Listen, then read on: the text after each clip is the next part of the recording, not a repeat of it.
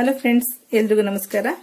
ಇವತ್ತು ಕಡಲೆಕಾಳು ಉಪಯೋಗಿಸಿಕೊಂಡು ಪಾನಿಪುರಿ ಯಾವ ರೀತಿ ಮಾಡೋದಂತ ನೋಡೋಣ. ಮೊದಲಿಗೆ ನಾವು ಕಡಲೆಕಾಳು ಬೇಯಿಸ್ಕೊಳ್ಳೋಣ. ಕಡಲೆಕಾಳು ಸ್ವಲ್ಪ ನಾನು ಮೊಳಕೆ ತೆಗೆದಿದ್ದೀನಿ. ನಿಮಗೆ ಮೊಳಕೆ ಬೇಕಾದ್ರೂ ಕೂಡ ಉಪಯೋಗಿಸ್ಕೊಳ್ಬಹುದು. ಇಲ್ಲ ಅನ್ನೋದಾದ್ರೆ ನೀವು ಹಾಗೆ ಕಡಲೆಕಾಳನ್ನ 8 ಗಂಟೆ ಅಷ್ಟು ನೆನೆಸ್ಬಿಟ್ಟು ಕೂಡ ಉಪಯೋಗಿಸ್ಕೊಳ್ಬಹುದು. ನೆಂದ್ರೆ ನಿಮ್ಗೆ ಬೇಗ ಬೇಯುತ್ತೆ ಅಷ್ಟೇ. ನಾನೀಗ ಒಂದು ಕುಕ್ಕರ್ ನಲ್ಲಿ ಕಡಲೆಕಾಳು ಮತ್ತೆ ಸ್ವಲ್ಪ ಉಪ್ಪು, ಒಂದೆರಡು ಆಲೂಗೆಡ್ಡೆ ಚೆನ್ನಾಗಿ ತೊಳೆದ್ಬಿಟ್ಟು ವಾಶ್ ಮಾಡಿ ಹಾಕ್ತಾ ಇದ್ದೀನಿ. ಸಿಪ್ಪೆ ತೆಗಿತಿಲ್ಲ. ಸಿಪ್ಪೆ ತೆಗೆದ್ರೆ ಕಡಲೆಕಾಳು ಕಲರ್ ಏನಿದೆ ಅದೇ ಕಲರ್ ಬರುತ್ತೆ ಆಲೂಗೆಡ್ಡೆ, ಹಾಗಾಗಿ ಸಿಪ್ಪೆ ಸಮೇತನೇ ಹಾಕೊಳ್ತಾ ಇದ್ದೀನಿ. ಸ್ವಲ್ಪ ಒಂದು ಅರ್ಧ ಲೀಟರ್ ಬೇಡ, ಒಂದು 300 ml ಅಷ್ಟು ನೀರು ಹಾಕ್ಬಿಟ್ಟು ನಾವು ಒಂದ್ 2 ವಿಸಲ್ ಕೂಗಿಸ್ಕೊಳ್ಳೋಣ. 2 ವಿಸಲ್ ಕೂಗಿಸ್ಕೊಂಡ್ರೆ ನಮ್ಗೆ ಕರೆಕ್ಟ್ ಆಗಿ ಬೆಂದಿರುತ್ತೆ. ಈಗ ಪೂರಿ ಕಲ್ಸ್ಕೊಳ್ಳೋಣ. ಪೂರಿ ಕಲ್ಸೋದಕ್ಕೆ 1 ಕಪ್ ಅಷ್ಟು ಚಿರೋಟಿ ರವೆ ತಗೊಂಡಿದ್ದೀನಿ. ಚಿರೋಟಿ ರವೆ ಅಂದ್ರೆ ಬಾಂಬೆ ರವೆಗಿಂತ ತುಂಬಾ ಸಣ್ಣದಾಗಿರುತ್ತೆ. ಚಿರೋಟಿ ಮಾಡಕ್ಕೆ ಅಥವಾ ಒಬ್ಬಟ್ಟು ಮಾಡೋದಕ್ಕೆ ಉಪಯೋಗಿಸ್ಕೊಳ್ತೀವಿ. ಆ ರವೆ ಇದು. 1 ಕಪ್ ಅಷ್ಟು ರವೆಗೆ 2 ಸ್ಪೂನ್ ಅಷ್ಟು ಮೈದಾ ಹಿಟ್ಟು ತಗೊಂಡಿದ್ದೀನಿ. ಮೈದಾ ಹಿಟ್ಟು ಹಾಕೋದ್ರಿಂದ ನಿಮ್ಗೆ ಪೂರಿ ಎಲ್ಲೂ ಹೊಡೆದೋಗಲ್ಲ, ಸಾಫ್ಟ್ ಆಗಿ ತುಂಬಾ ಚೆನ್ನಾಗಿ ಬರುತ್ತೆ. ನಿಮ್ಗೆ ಲಟ್ಟಿಸ್ಬೇಕಾದ್ರೆ ಕಲ್ಸೋದಕ್ಕೆ ಸ್ವಲ್ಪ ನೀರ್ ಬೇಕಾಗುತ್ತೆ. 1 ಸ್ಪೂನ್ ಅಷ್ಟು ಎಣ್ಣೆ ಬೇಕಾಗುತ್ತೆ. ಸ್ವಲ್ಪ ಒಂದು ರುಚಿಗೆ ತಕ್ಕಷ್ಟು ಸ್ವಲ್ಪ ಉಪ್ಪು ಹಾಕೊಳ್ಳೋಣ. ಈಗ ಚಿರೋಟಿ ರವೆ ಮೈದಾ ಹಾಕೊಂಡಿದೀವಿ. ಸ್ವಲ್ಪ ಉಪ್ಪು ಹಾಕೊಳ್ಳೋಣ. 1 ಸ್ಪೂನ್ ಅಷ್ಟು ಎಣ್ಣೆ ಹಾಕೊಳ್ಳೋಣ. 1 ಅಥವಾ 2 ಸ್ಪೂನ್ ಅಷ್ಟು, ನೀವು ಎಷ್ಟು ಕ್ವಾಂಟಿಟಿ ಮಾಡ್ಕೊಳ್ತೀರಾ ನೋಡ್ಕೊಳ್ಳಿ. ಚೆನ್ನಾಗಿ ಸ್ವಲ್ಪ ಮಿಕ್ಸ್ ಮಾಡಿಬಿಟ್ಟು ತಣ್ಣೀರಿನಿಂದ ಚೆನ್ನಾಗಿ ಕಲ್ಸ್ಕೋಬೇಕಾಗುತ್ತೆ. ಎಣ್ಣೆಲಿ ಸ್ವಲ್ಪ ಚೆನ್ನಾಗಿ ಉಪ್ಪು ಎಣ್ಣೆ ಎಲ್ಲ ಮಿಕ್ಸ್ ಮಾಡ್ಕೊಳ್ಳಿ. ಮಿಕ್ಸ್ ಮಾಡ್ಕೊಂಡು ನೀರು ಹಾಕೊಂಡು ಚೆನ್ನಾಗಿ ಚಪಾತಿ ಹಿಟ್ಟಿನ ರೀತಿ ಕಲ್ಸ್ಕೊಳ್ಳೋಣ. ಚಪಾತಿ ಹಿಟ್ಟಿಗಿಂತ ಸ್ವಲ್ಪ ಸಾಫ್ಟ್ ಇರ್ಲಿ, ಯಾಕೆಂದ್ರೆ ರವೆ ಆಗಿರೋದ್ರಿಂದ ನಿಮ್ಗೆ ಚೆನ್ನಾಗಿ ಹಳ್ಕೊಳ್ಳುತ್ತೆ. ಮತ್ತೆ ಇದನ್ನ ಕಲ್ಸ್ಬಿಟ್ಟು ಒಂದು 20 ನಿಮಿಷ ಬಿಡ್ಬೇಕಾಗುತ್ತೆ. ಕೈನಲ್ಲೇ ಕಲಸಿ ಚೆನ್ನಾಗಿ ಸಾಫ್ಟ್ ಆಗಿ.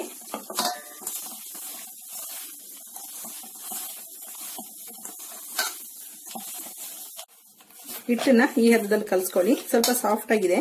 ಸ್ವಲ್ಪ ಇದು ಹರಳಬೇಕು. ಒಂದು 20 ನಿಮಿಷದಷ್ಟು ನೆನೆದಿಕ್ ಬಿಟ್ಬಿಡೋಣ. ತುಂಬಾ ಚೆನ್ನಾಗಿ ನೆಂದ್ರೆ ತುಂಬಾ ಚೆನ್ನಾಗಿ ಸಾಫ್ಟ್ ಆಗಿ ಬರುತ್ತೆ, ಮತ್ತೆ ತುಂಬಾ ಕ್ರಿಸ್ಪಿಯಾಗಿ ಬರ್ತದೆ ಪೂರಿಗಳು. ಈಗ ಒಂದು 20 ನಿಮಿಷ ಇದನ್ನ ಹಾಗೆ ಮುಚ್ಚಿಡ್ಬೇಕು. ಹಾಗೆ ಇಡಬೇಡಿ, ಡ್ರೈ ಆಗುತ್ತೆ. ಹಾಗೆ ಒಂದು ಬೌಲ್ ದಬ್ಬಾಕ್ಬಿಟ್ಟು ಎತ್ತಿಡಿ. ಈಗ ಪಾನಿ ರೆಡಿ ಮಾಡ್ಕೊಳ್ಳೋಣ. ನಾನು ಇಲ್ಲಿ ಸ್ವಲ್ಪ ಸ್ವೀಟ್, ಖಾರ, 2 ಹುಳಿ ಎಲ್ಲ ಮಿಕ್ಸ್ ಆಗಿರೋಂತ ಪಾನಿ ರೆಡಿ ಮಾಡ್ಕೊಳ್ತಿದ್ದೀನಿ. ನೀವು ಬರೀ ಪ್ಲೈನ್ ಪಾನಿ ಮಾಡೋದಾದ್ರೆ ಕೊತ್ತಂಬರಿ ಸೊಪ್ಪು, ಪುದೀನ ಸೊಪ್ಪು, ಸ್ವಲ್ಪ ಶುಂಠಿ, ಹಸಿಮೆಣಸಿನಕಾಯಿ ಇಷ್ಟನ್ನ ರುಬ್ಬಿಟ್ಟು ಬ್ಲಾಕ್ ಸಾಲ್ಟ್, ಸ್ವಲ್ಪ ಸಾಲ್ಟ್ ಹಾಕೊಂಡು ಸ್ವಲ್ಪ ಲೆಮನ್ ಇಟ್ಕೊಂಡ್ರೆ ಇದು ಪ್ಯೂರ್ ಪಾನಿ ಆಗುತ್ತೆ.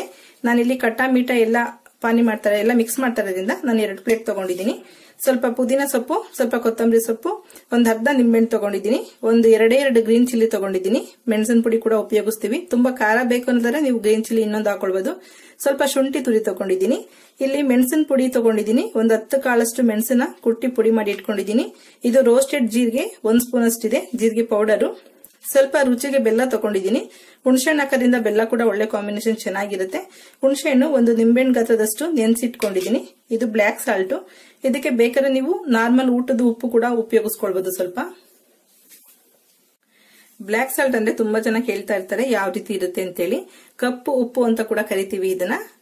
ನೀವು ಅಂಗಡಿನಲ್ಲಿ ಹೋಗ್ಬಿಟ್ಟು ಬ್ಲಾಕ್ ಸಾಲ್ಟ್ ಪೌಡರ್ ಕೂಡ ಸಿಗುತ್ತೆ, ಈ ತರ ಪೀಸ್ ಗಳು ಕೂಡ ಸಿಗುತ್ತೆ. ಒಂದು 100 ಗ್ರಾಮ್ ತಗೊಂಡು ಒಂದು 10 ರೂಪಾಯಿ ಇರ್ಬೇಕಷ್ಟೇ. 100 ಗ್ರಾಮ್ ತಗೊಂಡ್ ಬಂದ್ರೆ ತುಂಬಾ ದಿನ ಬಳಕೆ ಬರುತ್ತೆ. ನಿಮ್ಗೆ ಬೇಕಾದಾಗ ಈ ತರ ಕುಟ್ಟಿ ಪುಡಿ ಮಾಡಿ ಕೂಡ ಉಪಯೋಗಿಸ್ಕೊಳ್ಬಹುದು. ಇಲ್ಲ ಪೌಡರ್ ಕೂಡ ಸಿಗುತ್ತೆ. ನಾನು ಈ ತರ ಕಲ್ಲನ್ನೇ ತಗೊಂಡ್ ಬರ್ತೀನಿ ಬ್ಲಾಕ್ ಸಾಲ್ಟ್ ಅಂದು. ಬೇಕಾದಾಗ ನಾವು ಪುಡಿ ಮಾಡಿ ಉಪಯೋಗಿಸ್ಕೊಳ್ಬಹುದು. ಈಗ ಪಾನಿಗೆ ರುಬ್ಕೊಳ್ಳೋಣ ನಾವು. ಹುಣಸೆಹಣ್ಣು ನೀವು ರಸ ತೆಗ್ದಿ ಕೂಡ ಹಾಕೊಳ್ಬಹುದು. ನಾನಿಲ್ಲಿ ರುಬ್ಬೋದಕ್ಕೆ ಹಾಕೊಳ್ತೀನಿ, ಒಂದೇ ಸಲ ಫಿಲ್ಟರ್ ಮಾಡ್ಕೊಳ್ಳೋದಕ್ಕೆ ಈಸಿ ಆಗುತ್ತೆ ಅಂತ. ಪುದೀನ ಸೊಪ್ಪು, ಸ್ವಲ್ಪ ಕೊತ್ತಂಬರಿ ಸೊಪ್ಪು, ಹಸಿಮೆಣಸಿನಕಾಯಿ, ಶುಂಠಿ ತುರಿ ಎಲ್ಲ ಹಾಕೊಳ್ಳೋಣ. ನಾನಿಲ್ಲಿ ಚಾಟ್ ಮಸಾಲ ಏನು ಬಳಸ್ತಿಲ್ಲ, ಆಮ್ಚೂರ್ ಪುಡಿ ಕೂಡ ಬಳಸ್ಕೊಳ್ಬಹುದು. ನನ್ನ ಮನೇಲಿ ಏನಿರುತ್ತೆ ಅದನ್ನೇ ತೋರಿಸ್ತಾ ಇದ್ದೀನಿ. ನಿಮ್ಮ ಮನೆಯಲ್ಲಿ ಆಮ್ಚೂರ್ ಪುಡಿ ಅಥವಾ ಚಾಟ್ ಮಸಾಲ ಇದ್ರೆ 2 ಕೂಡ ಸ್ವಲ್ಪ ಒಂದು 1/4 ಸ್ಪೂನ್ ಅಷ್ಟು ಮಿಕ್ಸ್ ಮಾಡ್ಕೊಳ್ಳಿ. ನಾನು ಪ್ಯೂರ್ ಮನೆಯಲ್ಲಿ ಏನಿರುತ್ತೆ ನಾರ್ಮಲ್ ಆಗಿ ಎಲ್ರಿಗೂ ಕೈಗೆ ಸಿಗಂತದ್ದು ಹಾಕೊಂಡು ಮಾಡ್ತಾ ಇರೋಂಥದ್ದು. ಈಗ ಇದನ್ನ ಸ್ವಲ್ಪ ನೀರ್ ಹಾಕಿ ನುಣ್ಣಗೆ ಪೇಸ್ಟ್ ಮಾಡ್ಕೊಂಡು ಸೋದಿಸ್ಕೋಬೇಕು. ಕಲರ್ ಚೇಂಜ್ ಆಗಬಾರ್ದು ಅನ್ನೋದಾದ್ರೆ ನಿಂಬೆಹಣ್ಣು ಕೂಡ ನಾವು ಇವಾಗಲೇ ಹಾಕೊಳ್ಬಹುದು.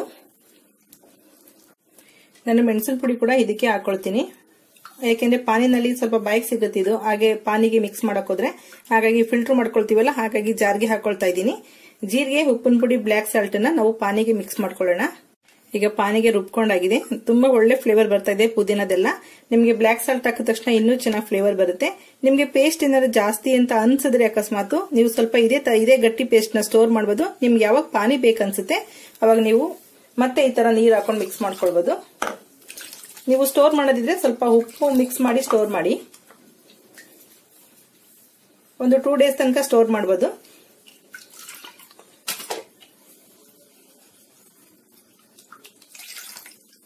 ಈಗ ಒಂದು ಅರ್ಧ ಲೀಟರ್ ಅಷ್ಟು ನೀರು ಮಿಕ್ಸ್ ಮಾಡ್ಕೊಳ್ತೀನಿ ನಾನು.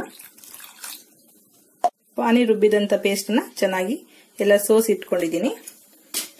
ಈಗ ಈ ಪಾನಿಗೆ ನೀವು ಟೇಸ್ಟ್ ನೋಡ್ಬಿಟ್ಟು, ನಾನು ಖಾರ ಸ್ವಲ್ಪ ಕಮ್ಮಿನೇ ಹಾಕಿದ್ದೀನಿ, ನೀವು ಟೇಸ್ಟ್ ನೋಡ್ಬಿಟ್ಟು ಇನ್ನೂ ನೀರು ಬೇಕಾದ್ರೆ ಕೂಡ ಹಾಕೊಳ್ಬಹುದು. ನಾನಿಲ್ಲಿ ಕಟ್ಟ ಮೀಠ ಮಾಡ್ತಾ ಇರೋದ್ರಿಂದ ಸ್ವಲ್ಪ ಬೆಲ್ಲ ಕೂಡ ಆಡ್ ಮಾಡ್ತಾ ಇದ್ದೀನಿ. ಇದು ಬ್ಲ್ಯಾಕ್ ಸಾಲ್ಟ್. ನಾನಿಲ್ಲಿ ಸಾಲ್ಟ್ಗಿಂತ ಜಾಸ್ತಿ ಬ್ಲ್ಯಾಕ್ ಸಾಲ್ಟೇ ಉಪಯೋಗಿಸ್ತಿದ್ದೀನಿ. ನೀವು ಉಪ್ಪು ಬೇರೆದೆಲ್ಲ ಮಿಕ್ಸ್ ಮಾಡ್ತೀವಿ, ಪೂರಿಗೆಲ್ಲ ಉಪ್ಪು ಮಿಕ್ಸ್ ಮಾಡಿದೀವಿ, ಹಾಗಾಗಿ ಉಪ್ಪು ನೋಡ್ಕೊಂಡು ಹಾಕೊಳ್ಳಿ. ಜೀರಿಗೆ ಪುಡಿ ಸ್ವಲ್ಪನೇ ಹಾಕ್ತಾ ಇದ್ದೀನಿ. ಇಷ್ಟು ಹಾಕಿ ಸ್ವಲ್ಪ ಬೆಲ್ಲ ಕರಗಷ್ಟು ಮಿಕ್ಸ್ ಮಾಡ್ಕೊಂಡು ಸಾಕು. ಪಾನಿ ರೆಡಿ ಆಗಿದೆ. ಸ್ವಲ್ಪ ಕೊತ್ತಂಬರಿ ಸೊಪ್ಪು ಹಾಕೋಣ. ಇಲ್ಲಿ ಉಪ್ಪು ಮತ್ತೆ ಬೆಲ್ಲ, ಹುಣಸೆ ಹಣ್ಣು ಎಲ್ಲ ಬಿದ್ದಿರೋದ್ರಿಂದ ಇದು ಟೇಸ್ಟ್ ಡಿಫ್ರೆಂಟ್ ಆಗಿರ್ತದೆ. ಒಂದ್ಸಲ ಟ್ರೈ ಮಾಡಿ ನೋಡಿ, ನಿಮ್ಗೆ ತುಂಬಾ ಇಷ್ಟ ಆಗುತ್ತೆ. ಮನೆಯಲ್ಲಿ ಮಕ್ಕಳಿಗೆ ಬೇರೆ ಹೊರಗಡೆ ಕೊಡೋದಕ್ಕಿಂತ ಇದು ತುಂಬಾ ಹೆಲ್ದಿ ಫುಡ್ ಕೂಡ. ತುಂಬಾ ಚೆನ್ನಾಗಿ ಮನೇಲಿ ಏನಿರುತ್ತೆ ಅದರಲ್ಲೇ ಪ್ರಿಪರೇಷನ್ ಮಾಡ್ಕೊಳ್ಬಹುದು. ನಾವು ಕಡಲೆಕಾಳು ಕೂಗ್ಸಿದ್ನಲ್ಲ, ಆಲೂಗೆಡ್ಡೆ ಕೂಡ ಅದಕ್ಕೆ ಹಾಕಿದೆ, ಬೆಂದಿದೆ. ಕಡಲೆಕಾಳು ಕೂಡ ಸಾಫ್ಟ್ ಆಗಿ ಬೆಂದಿದೆ. ಈ ನೀರ್ನೆಲ್ಲ ಸೋದಿಸ್ಕೊಳ್ಳಿ, ನೀರೇನ್ ಮಿಕ್ಸ್ ಮಾಡೋ ಅವಶ್ಯಕತೆ ಇಲ್ಲ. ಆಲೂಗೆಡ್ಡೆನ ಸಿಪ್ಪೆ ತೆಗೆದು ಚೆನ್ನಾಗಿ ಸ್ಮ್ಯಾಶ್ ಮಾಡ್ಕೊಂಡಿದ್ದೀನಿ. ನೀವು ಆಲೂಗೆಡ್ಡೆ ಒಂದೇ ಬೇಯಿಸ್ಕೊಳ್ಬಹುದು. ನಿಮ್ ಕಡಲೆಕಾಳು ಬೇಡ ಅನ್ನೋದಾದ್ರೆ ನೀವು ಅದಕ್ಕೆ ಹೆಸರು ಕಾಳು ಮೊಳಕೆ ಇರೋದು ಕೂಡ ಹಾಕೊಳ್ಬಹುದು. ಸ್ವಲ್ಪ ಶೇಂಗಾ ಬೀಜ ಬೇಕಾದ್ರೆ ಅದನ್ನ ಕೂಡ ಹಾಕೊಳ್ಬಹುದು. ಅಥವಾ ಕಾರಣ ಸಿಕ್ಕರೆ, ಮುಸ್ಕಿನ ಜೋಳ ಸಿಕ್ಕರೆ ಅದನ್ನ ಕೂಡ ಬೇಯಿಸಿ ಹಾಕೊಳ್ಬಹುದು. ಮಕ್ಳು ತಿನ್ನಲ್ಲ ಅಂದಾಗ ಈ ತರ ನೀವು ವೆರೈಟಿನಲ್ಲಿ ಮಿಕ್ಸ್ ಮಾಡ್ಕೊಳ್ಳಿ. ನಾನೀಗ ಇದಕ್ಕೆ ಈರುಳ್ಳಿ, ಸ್ವಲ್ಪ ಕೊತ್ತಂಬರಿ ಸೊಪ್ಪು, ಸ್ವಲ್ಪ ರುಚಿಗೆ ಸ್ವಲ್ಪ ಉಪ್ಪು ಹಾಕ್ತಾ ಇದ್ದೀನಿ. ಈರುಳ್ಳಿಗೆ ಎಷ್ಟು ಬೇಕಾಗುತ್ತೆ ಅಷ್ಟು ಹಾಕೊಳ್ಳಿ. ಸ್ವಲ್ಪ ಜೀರಿಗೆ ಪುಡಿ, ಸ್ವಲ್ಪ ಖಾರದ ಪುಡಿ, ಇಷ್ಟು ಹಾಕೊಂಡು ಆದಷ್ಟು ಚೆನ್ನಾಗಿ ಕೈನಲ್ಲೇ ಮಿಕ್ಸ್ ಮಾಡಿ. ಎಲ್ಲದಕ್ಕೂ ಚೆನ್ನಾಗಿ ಮಿಕ್ಸ್ ಆಗ್ಬೇಕದು. ನೀವು ಸ್ಪೂನಲ್ಲಿ ಮಿಕ್ಸ್ ಮಾಡಿದ್ರೆ ಅಷ್ಟು ಚೆನ್ನಾಗಿ ಮಿಕ್ಸ್ ಆಗಲ್ಲ. ಅದು ಮಿಕ್ಸ್ ಮಾಡ್ಬಿಟ್ಟು ಲಾಸ್ಟ್ ನಲ್ಲಿ ಕಡಲೆಕಾಳು ಹಾಕೊಂಡು ಮಿಕ್ಸ್ ಮಾಡ್ಕೊಳ್ಳೋಣ. ಇದು ಒಳಗಡೆ ಸ್ಟಫಿಂಗ್ಗೆ ತೇವ ಇರಬಾರ್ದು, ಸ್ವಲ್ಪ ಗಟ್ಟಿಯಾಗಿರ್ಲಿ.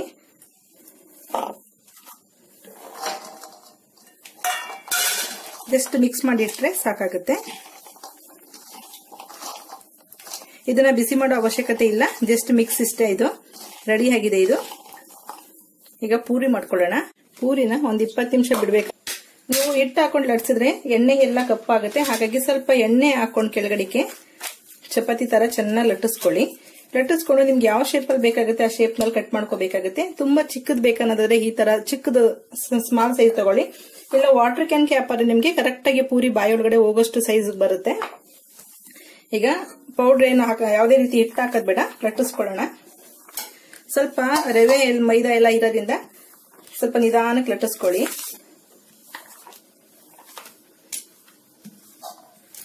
ತೆಳ್ಳಗೆ ಲಟ್ಟಿಸ್ಕೊಂಡ್ರೆ ಚೆನ್ನಾಗಿ ಬರುತ್ತೆ. ಎಣ್ಣೆಲೂ ಅಷ್ಟೇ, ಎಣ್ಣೆ ಬಿಸಿಗಿಟ್ಟಿದ್ದೀನಿ ನಾನು. ತುಂಬಾ ಎಣ್ಣೆ ಹೈ ಫ್ಲೇಮ್ ಅಲ್ಲಿ ಕಾಯಿಸೋದ್ ಬೇಡ. ಜಸ್ಟ್ ಬಿಸಿ ಆದ ತಕ್ಷಣ ಸ್ವಲ್ಪ ಮೀಡಿಯಂಗೂ ಲೋ ಫ್ಲೇಮ್ಗೂ ಮಧ್ಯದಲ್ಲಿ ಇಟ್ಕೊಂಡು ನೀವು ಪೂರಿ ಕರ್ಕೋಬೇಕಾಗುತ್ತೆ.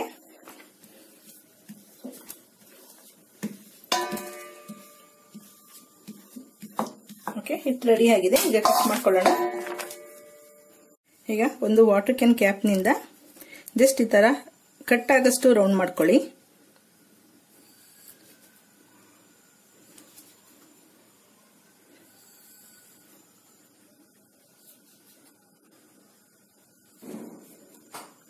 ಎಲ್ಲ ಈ ತರ ಕಟ್ ಮಾಡಿ ಇಟ್ಕೊಂಡು ಆಮೇಲೆ ಒಂದೊಂದನ್ನೇ ಈ ತರ ನಿಧಾನ ತಗೋಬೇಕಾಗುತ್ತೆ. ಕೆಳಗಡೆ ಎಣ್ಣೆ ಹಚ್ಚಿದ್ರೆ ನಿಮ್ಗೆ ಈಸಿಯಾಗಿ ತೆಗೆಯೋದಿಕ್ಕೆ ತುಂಬಾ ಸುಲಭ ಆಗುತ್ತೆ, ನೀಟಾಗಿ ಬಂದ್ಬಿಡುತ್ತೆ. ನೋಡಿ ಎಷ್ಟು ಈಸಿಯಾಗಿ ಬರುತ್ತೆ. ಈ ತರ ತಗೊಂಡು ನಾವು ಎಣ್ಣೆಲಿ ಫ್ರೈ ಮಾಡ್ಕೋಬೇಕು. ಎಣ್ಣೆ ಕಾಯೋದಿಕ್ಕೆ ಇಟ್ಕೊಂಡಿದೀನಿ. ಮಕ್ಳಿಗೆ ಏನಾದ್ರು ಬೇಕಂದ್ರೆ ತುಂಬಾ ಚಿಕ್ಕದು, ಈ ಸೈಜ್ಗಿಂತ ಈ ಸೈಜ್ ತುಂಬಾನೇ ಚಿಕ್ಕದು. ನೋಡಿ, ಮಕ್ಳಿಗೆ ಬೇಕಂದಾಗ ಚಿಕ್ಕ ಚಿಕ್ಕದ್ ಪುಟಾಣಿ ಮಾಡ್ಕೊಳ್ಬೋದು. ತುಂಬಾ ಚಿಕ್ಕ ಸೈಜ್ ಬರುತ್ತೆ. ಬಿಸಿಯಾಗಿದೆಯಾ ಚೆಕ್ ಮಾಡ್ಕೊಳ್ಳಿ. ಒಂದ್ ಸಣ್ಣ ಪೀಸ್ ಹಾಕಿದ್ರೆ ಅದು ತಕ್ಷಣ ಮೇಲಕ್ಕೆ ಬರಬೇಕು. ನಾನು ಫ್ಲೇಮ್ ತುಂಬಾ ಸಿಮ್ ಮಾಡ್ಕೊಂಡಿದ್ದೀನಿ. ಒಂದೊಂದನೇ ನಿಧಾನಕ್ಕೆ ಹಾಕೊಳ್ಳಿ.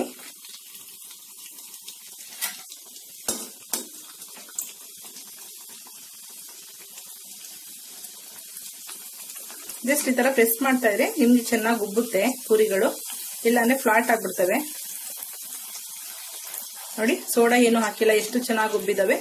ಎರಡು ಸೈಡ್ ಚೆನ್ನಾಗಿ ಫ್ರೈ ಮಾಡ್ಕೋಬೇಕು. ಇದು ಸ್ವಲ್ಪ ಉಬ್ಬು ತಕ್ಷಣ ನೀವು ಸ್ಟವ್ ಸಿಮ್ ಮಾಡ್ಬಿಡಿ, ಪೂರ್ತಿ ಸಿಮ್ ಮಾಡ್ಬಿಡಿ. ಸಿಮ್ ಅಲ್ಲಿ ಅದು ಸ್ವಲ್ಪ ಕಲರ್ ಚೇಂಜ್ ಆಗೋಷ್ಟು ಫ್ರೈ ಆದ್ರೆ ನಿಮ್ಗೆ ಕ್ರಿಸ್ಪಿ ತರ ಇರುತ್ತೆ. ಇಲ್ಲ ಅಂದ್ರೆ ನಿಮ್ಗೆ ಬೇಗ ಕಲರ್ ಚೇಂಜ್ ಆಗುತ್ತೆ. ನಿಮ್ ಮಾಮೂಲಿ ಪೂರಿ ಸಾಗು ತಿಂತಿರಲ್ಲ ಆ ತರ ಸಾಫ್ಟ್ ಆಗ್ಬಿಡುತ್ತೆ. ಹಾಗಾಗಿ ಸಿಮ್ ಅಲ್ಲಿ ಚೆನ್ನಾಗಿ ಫ್ರೈ ಮಾಡ್ಕೋಬೇಕು ಇದನ್ನ, ಕಲರ್ ಚೇಂಜ್ ಆದಷ್ಟು. ನೀವು ಪೂರಿ ಕರಿಯೋದೇ ಇಂಪಾರ್ಟೆಂಟ್ ಇಲ್ಲಿ. ಇಲ್ಲ ಅಂದ್ರೆ ನಿಮ್ಗೆ ಪೂರ್ತಿ ಪಾನಿಪುರಿ ತರ ಆಗಲ್ಲ, ಕ್ರಿಸ್ಪಿ ತರ ಬರ್ದೇ ಹೋಗುತ್ತೆ, ಅವಾಗ ಚೆನ್ನಾಗಿರಲ್ಲ ತಿನ್ನೋದಿಕ್ಕೆ. ನೀವು ಈ ತರ ಕರ್ದಿ ಕೂಡ ಸ್ಟೋರ್ ಮಾಡಿ ಎತ್ತಿಟ್ಕೊಳ್ಬಹುದು. ಒಂದು 5 ನಿಮಿಷ ರೂಮ್ ಟೆಂಪರೇಚರ್ ಬಂದ ತಕ್ಷಣ ಪೂರಿಗಳು ಅವನ್ನೆಲ್ಲ ಒಂದು ಏರ್ ಟೈಟ್ ಕಂಟೈನರ್ನೆಲ್ಲ ಹಾಕಿ ಎತ್ತಿಟ್ಕೊಳ್ಬಹುದು.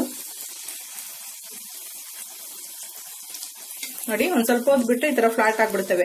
ಪೂರಿ ಹಾಕಿದ ತಕ್ಷಣ ಈ ತರ ಟ್ಯಾಪ್ ಮಾಡ್ಬೇಕು ಮೇಲ್ಗಡೆ, ಇಲ್ಲಾಂದ್ರೆ ಫ್ಲಾಟ್ ಆಗ್ಬಿಡುತ್ತೆ.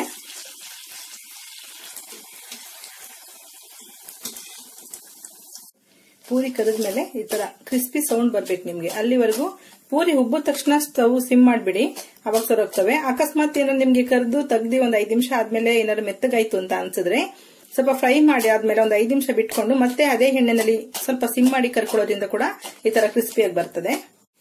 ನೋಡಿ, 1 ಕಪ್ ರವೆ ತಗೊಳೋದಕ್ಕೆ ಇಷ್ಟೊಂದು ಆಗಿದೆ, ಅದರಲ್ಲಿ ಒಂದು 20 ಖಾಲಿ ಆಗಿದಾವೆ. ಇಷ್ಟೊಂದು ಪೂರಿ ನೀವು ಮನೇಲೆ ಪ್ರಿಪೇರ್ ಮಾಡ್ಕೊಳ್ಬಹುದು. ನಿಮ್ಗೆ ಪ್ರಿಪೇರ್ ಮಾಡಕ್ ಆಗಲ್ಲ, ಕಷ್ಟ ಆಗುತ್ತೆ ಅನ್ನೋದಾದ್ರೆ ಕೆಲವರೆಲ್ಲ ಕೇಳ್ತಾ ಇದ್ರು ಡ್ರೈ ಪೂರಿ ಎಲ್ಲಿ ಸಿಗುತ್ತೆ ಅದು ಅಂತೇಳಿ. ನಮ್ಗೆ ಇದು ಕಾರವಾರದಲ್ಲಿ ಲಭ್ಯ ಆಗುತ್ತೆ. ನಿಮ್ಗೆ ನೋಡಿ ಬೇಕಂದ್ರೆ ನೀವು ಈ ತರ ಅಂಗಡಿಗಳಲ್ಲಿ ಸಿಕ್ಕಿದ್ರೆ ಪರ್ಚೇಸ್ ಮಾಡ್ಕೊಳ್ಳಿ. ಫೋನ್ ನಂಬರ್ ಕೂಡ ಕೊಟ್ಟಿದ್ದಾರೆ. ಈ ತರ ಪ್ಯಾಕೆಟ್ ಇರುತ್ತೆ. ಇಲ್ಲಿ ಏನೇನು ಮೆನ್ಷನ್ ಮಾಡಿದ್ದಾರೆ ಇದೆಲ್ಲ ಪೂರಿಗಳು ಈ ಪ್ರಾಡಕ್ಟ್ ನಲ್ಲಿ ಸಿಗುತ್ತೆ. ಇದನ್ನ ತಗೊಂಡ್ ಬಂದು ಎಣ್ಣೆಯಲ್ಲಿ ಫ್ರೈ ಮಾಡ್ಕೊಳ್ಳೋದಷ್ಟೇನೆ. ಒಂದು ಪೂರಿ ತಗೊಂಡು ಸ್ವಲ್ಪ ಸೈಡ್ ಎಲ್ಲ ಓಪನ್ ಮಾಡ್ಕೊಂಡು ಅಗಲ ಮಾಡ್ಕೊಳ್ಳಿ. ಅದರೊಳಗಡೆ ಈ ಸ್ಟಫಿಂಗ್ ಇರುತ್ತಲ್ಲ, ನಿಮ್ಗೆ ಎಷ್ಟು ಬೇಕೋ ಅಷ್ಟು ಸ್ಟಫಿಂಗ್ ಹಾಕೊಳ್ಳಿ. ನಾನು ಪಾನಿ ಸ್ವಲ್ಪ ಖಾರ ಜಾಸ್ತಿ ಮಾಡಿಲ್ಲ, ಯಾಕೆಂದ್ರೆ ಇದರಲ್ಲಿ ಖಾರದ ಪುಡಿ ಕೂಡ ಮಿಕ್ಸ್ ಮಾಡಿದ್ದೀನಿ. ಹಾಗಾಗಿ ಸ್ವಲ್ಪ ಪಾನಿ ಹಾಕೊಂಡು, ಪಾನಿ ಜಾಸ್ತಿ ಬೇಕಂದ್ರೆ ಹಾಕೊಂಡು ತಿನ್ಬಹುದು. ಪಾನಿಪುರಿ ರೆಡಿ ಆಗಿದೆ. ಕಡಲೆಕಾಳು ಉಪಯೋಗಿಸಿ ಮಾಡಿರುವಂತದ್ದು ಚೆನ್ನ ಪಾನಿಪುರಿ. ಓಕೆ ಫ್ರೆಂಡ್ಸ್, ಈ ವಿಡಿಯೋ ಇಷ್ಟ ಆಗಿದೆ ಲೈಕ್ ಮಾಡಿ, ಶೇರ್ ಮಾಡಿ, ಸಬ್ಸ್ಕ್ರೈಬ್ ಮಾಡಿ. ನಿಮ್ಮ ಅಭಿಪ್ರಾಯ ಅನಿಸಿಕೆಗಳನ್ನ ಕಾಮೆಂಟ್ ಬಾಕ್ಸ್ ಅಲ್ಲಿ ಹಾಕಿ. ಮನೇಲಿ ಒಂದ್ಸಲ ಟ್ರೈ ಮಾಡಿ ನೋಡಿ. Okay, bye, thank you.